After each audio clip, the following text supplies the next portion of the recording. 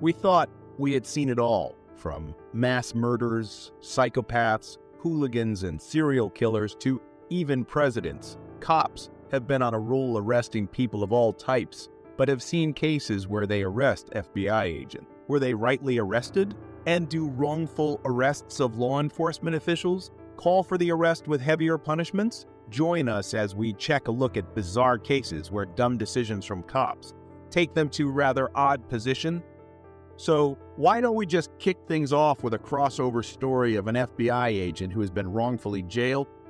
In our first case, the Kansas City, Kansas Police Department detained a former FBI agent for no apparent reason. It was a bizarre and ridiculous incident. As it turned out, Roger Golubski, a former detective, had been falsely accused of assaulting two black women between 1998 and 2002. There have been 2 accusations, to be exact. The real question is, however, how did the Kansas City police force allow him to get away with it for so long? Roger Golubski's unsolved case was discovered by the FBI while it was looking into the Kansas City Police Department's behavior. The former detective had a history of sexually assaulting women over the course of his 35-year career as a police officer and had been trading drugs for information. Lamonte McIntyre, a young black man, was accused of committing a double homicide by Golubski during his time as a police officer. McIntyre was ultimately freed after serving 24 years in prison without proper cause as a result. Golubski was taken into custody by the FBI on suspicion of 6 counts of sexually assaulting 2 black women. He has since entered a not guilty plea. Despite the jury rejecting his lawyer's request for release on medical grounds, he was kept in custody for routine medical examination. Black woman Rhonda Tribute, whose corpse was discovered in 1998, was one of Golubski's informants. Her case remains unsolved despite the fact that the investigation was started but never finished. She died, and Golubski's involvement is now being called into question by many people. That is exactly what we are saying. Many civil rights advocates across the nation have praised the arrest of Golubski, but it also raises serious questions about police behavior and the abuse of their authority. According to Tricia Bullnell, the director of the Midwest Innocence Project, a full investigation into the abuses in Wyandotte County and systematic reforms are needed to ensure that no other police officers and public officials can continue to abuse their power. As more of Golubski's crimes were discovered, it became clear that the Kansas City Police Department needed significant restructuring. Several inquiries remain unanswered as a result of the FBI's inquiry into the department. Roger Golubski's arrest was long overdue, but it's worth noting that it was the FBI, not the Kansas City Police, who brought him to justice. Next up, with the arrest of 2 Drug Enforcement Administration officers by the FBI in Nassau County, Florida, the situation has unexpectedly turned around.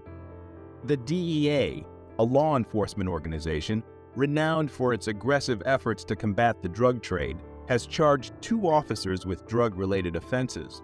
But the system's level of dysfunction clearly remains unclear. While selling drugs, including cocaine, that had been seized to willing customers, Sergeant James Hickox was captured with his hand in a cookie jar. His greed knew no bounds as he also combined drugs with other substances to make up the weight difference and kept parts for himself. In his bedroom closet, the FBI discovered 3 shoeboxes, each containing $100,000 in cash. They also discovered another $200,000 hidden in his garage. Hickox claimed that he borrowed the funds for his claim by partaking in his gambling habit when asked where the money came from.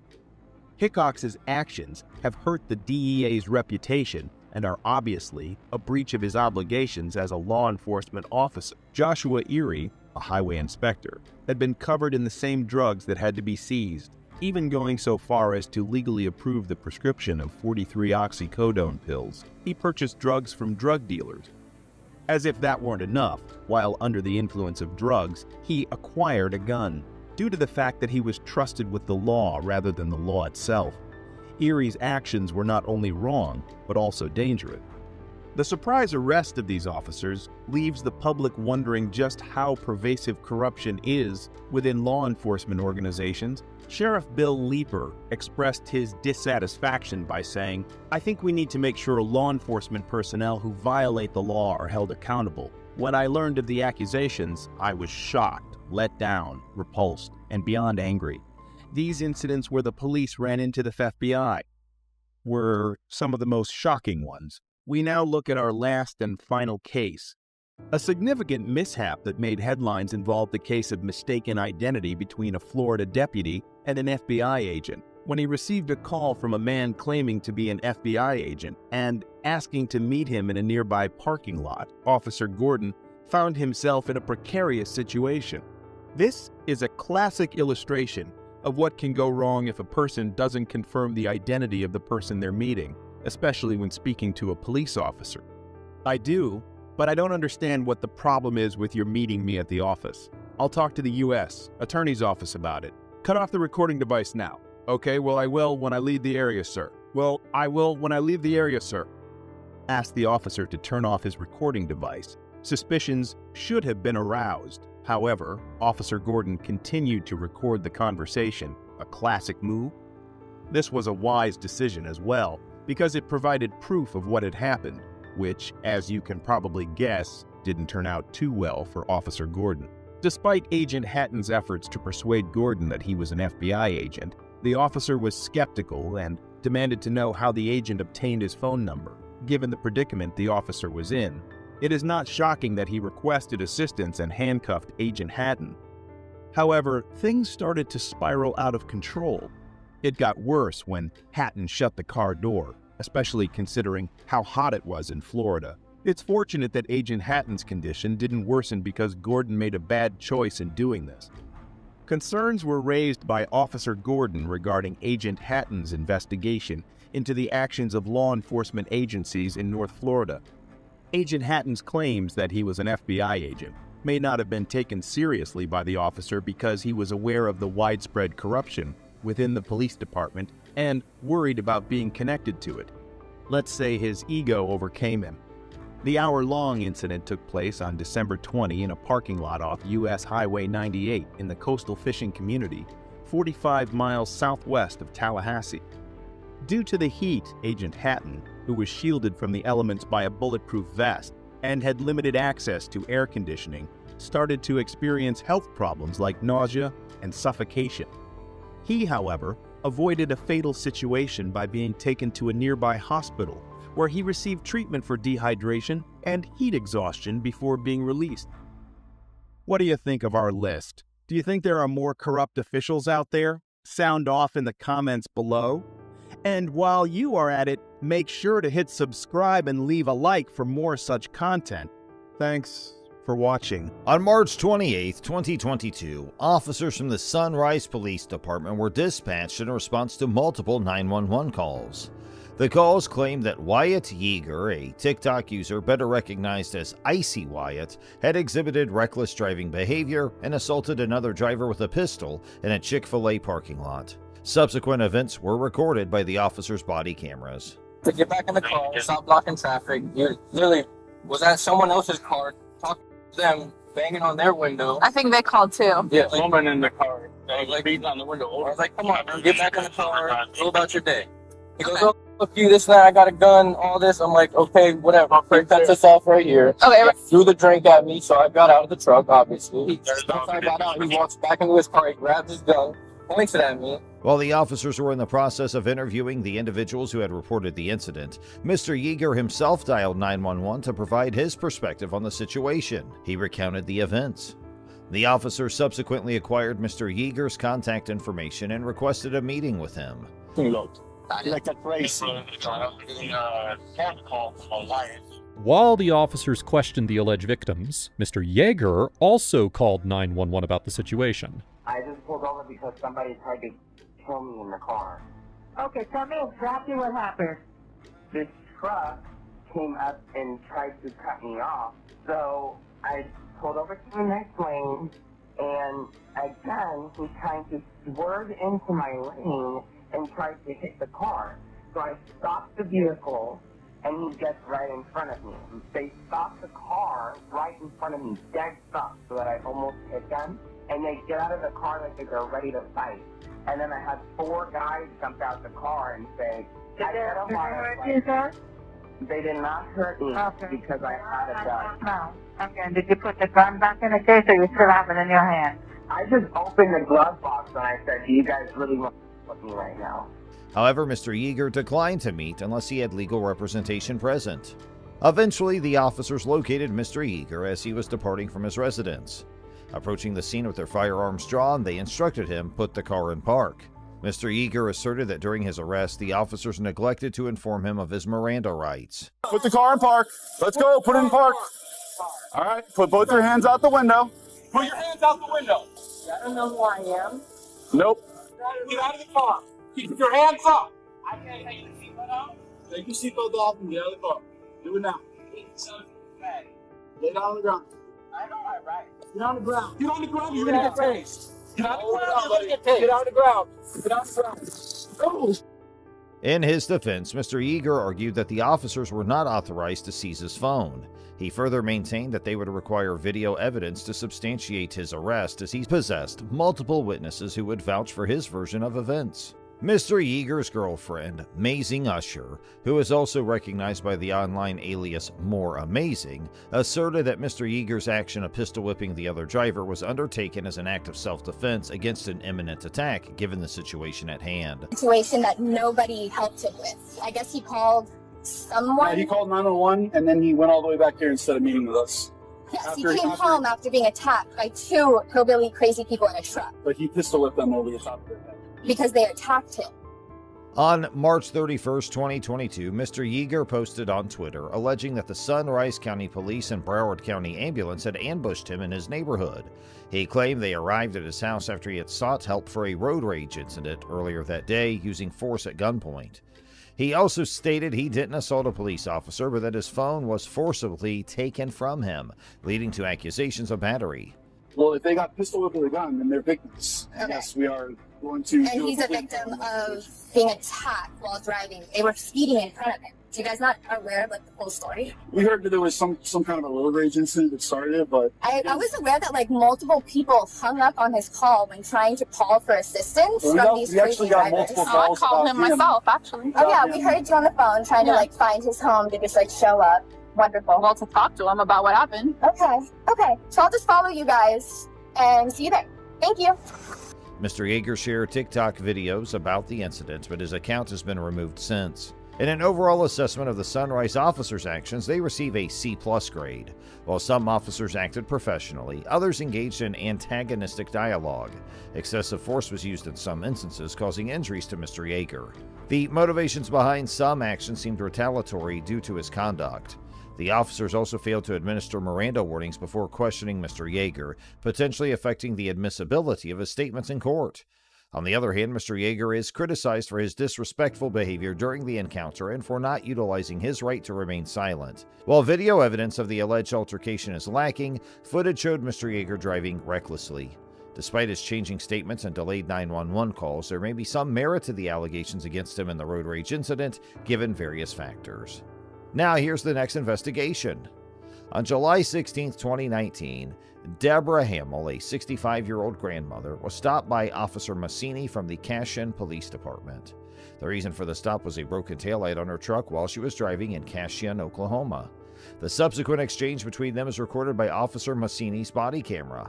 After Ms. Hamill declined to exit the vehicle, Officer Massini proceeded to remove her forcefully, resulting in her being thrown to the ground. He then made an attempt to handcuff her. However, Ms. Hamill resisted by refusing to place her hands behind her back and kicking Officer Massini. How long ago has it been like that? Probably about 6 months. Oh, okay. Well, you've had plenty of time to get it fixed. I've driven it up here a lot. Live here in town? No, my name's Hamill. I live out on Highway 74. Hamill, huh? Yeah, Hamill Hunt. Related to Hank? I'm his mother. Oh, okay. Yeah, busted taillight seems to be a pattern with the Hamills.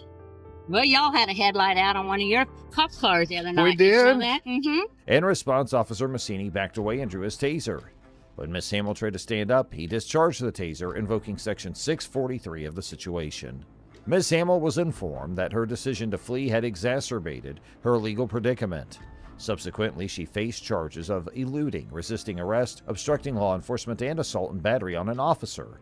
Just looking for it. Can you at least get the light? They've got lights on them, don't they? They do have lights in them, and they do work. Well, it's broken. Yeah, I know it's broken. So if you hit your brake lights, that white bulb's going to blind somebody at night. Oh, okay. Well, can I put red tape on it? Will that work? Yeah, but I don't think red tape's going to help you there. You don't have enough plastic to tape over. Well, I kind of hate to buy one if I'm going to get the whole bed and it's going to have everything on it.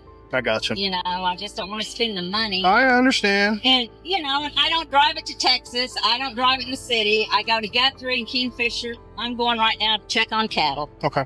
Well, I did issue for a defective equipment. It's $80. You have till September 16th. In this scenario, it is evident that at least one of Ms. Hamill's kicks connected with Officer Massini's leg, an action that a court would likely categorize as both an assault and a battery resulting in harm. Following her arrest, Ms. Hamill declined medical attention but was taken to the ER for assessment before being sent to jail.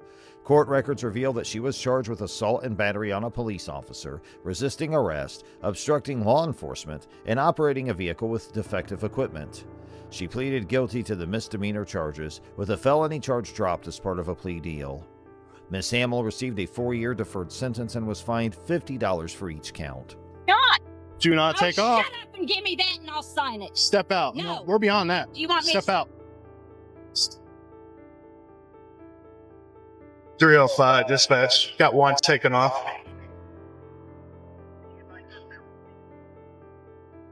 See your ass! Get out of the car!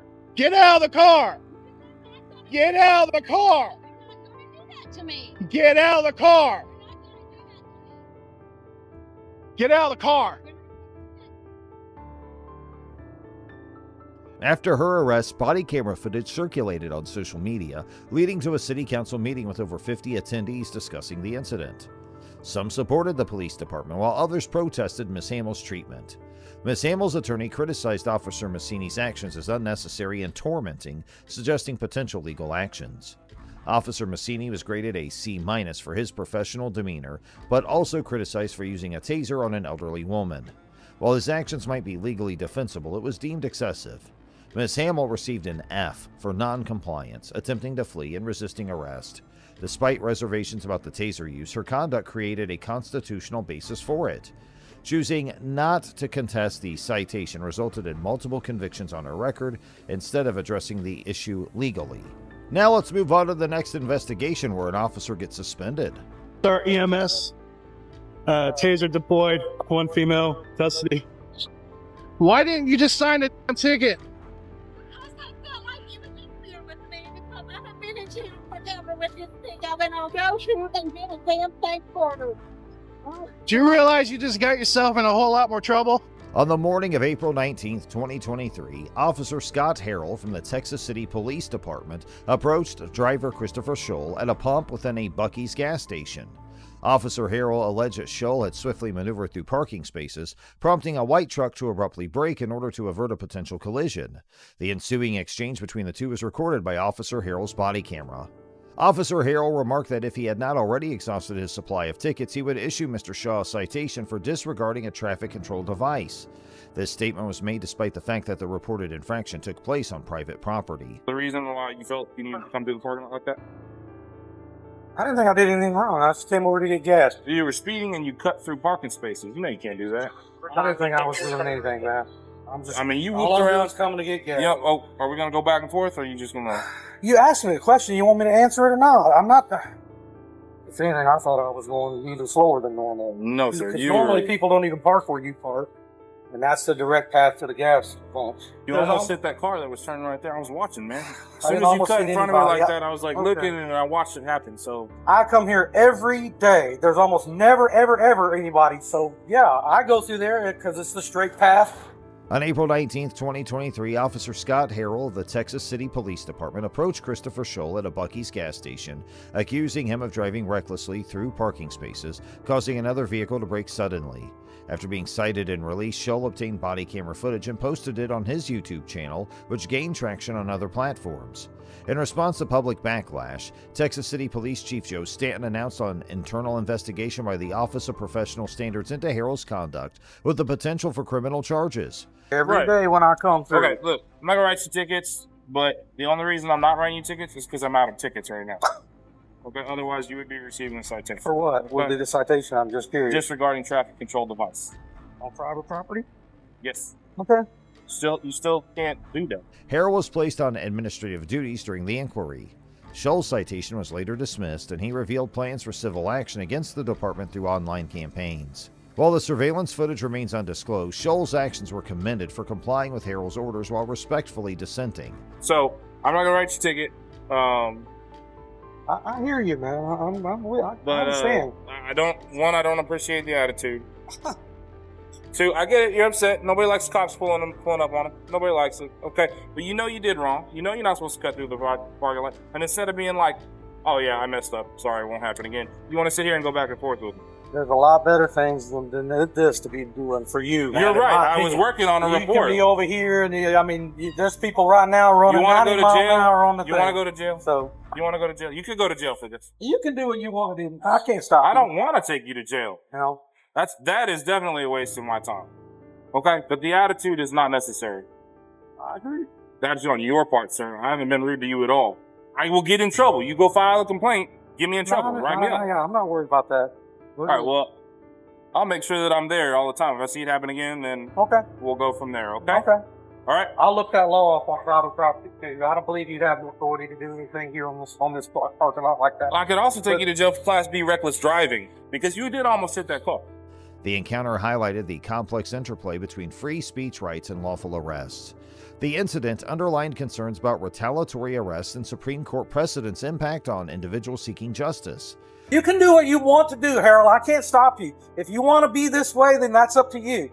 I'm trying to be a reasonable person. Are you having a bad day, sir? Is there a reason why you're acting like I'm this? having a bad day because you're doing this to me. I think this whole thing is ridiculous. What do you think is ridiculous? That we're even talking about nothing happened. And here we are talking, and you're threatening to take me to jail. No, and so I shouldn't be getting upset? I don't call it a threat, sir. No, it's a threat. That is a threat. You're threatening me under color of law now to take something on private property, which I don't believe you even have the authority to do. It's a dictionary term, sir. Okay. It comes from black law's No, it's dictionary. not. It's a Class A misdemeanor for you to threaten or arrest me over something that you know is not really true. But that's okay. What's the penal code on that, sir? The commentary supported Scholl's decision to legally challenge Harrell's conduct and encourage him to persist in pursuing a civil lawsuit. Oh, this is a problem. How's it a problem? I feel like you're going to continue to commit these behaviors that are unsafe and put people at risk. So you don't feel like you did anything wrong. Something that's possible they may do in the future. So now we're playing Jean-Claude Van Damme future cop, and you need to stop me from something I may do in the future. That's now your position. What is the law designed to do, sir? Oh, I know you want designed compliance. To stop people from doing things that they're not supposed to be doing. I know you want voluntary compliance. Okay, go ahead and put your hands on your back. Wow. It emphasized the importance of respectful communication and lawful conduct in encounters with law enforcement.